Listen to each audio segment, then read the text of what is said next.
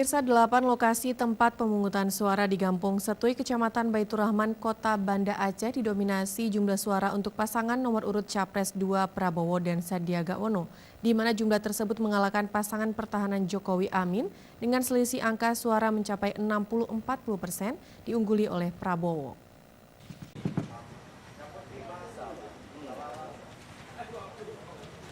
Capres nomor 2 Prabowo Sandi mengungguli pasangan petahana Jokowi Amin di Gampung Setui, Kecamatan Baitur Rahman, Kota Banda Aceh.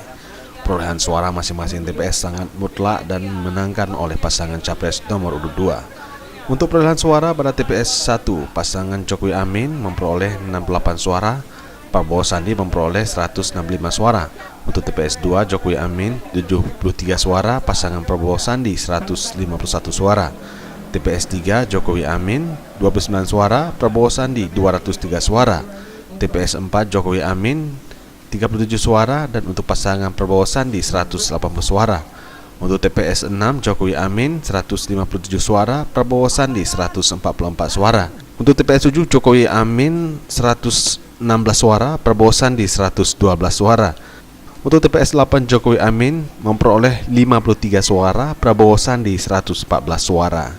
Proses perhitungan suara di Gampung Setui untuk Presiden, DPR RI, DPD, DPRK, dan DPD berlangsung hingga dini hari. Petugas TPS dan KPPS Gampung harus bekerja ekstra untuk menyelesaikan proses rekap suara. Dari seluruh rangkaian tersebut, sekitar jam 7 pagi tadi baru selesai seluruh proses rekap suara dari TPS di Gampung Setui. Tim Liputan Aceh TV.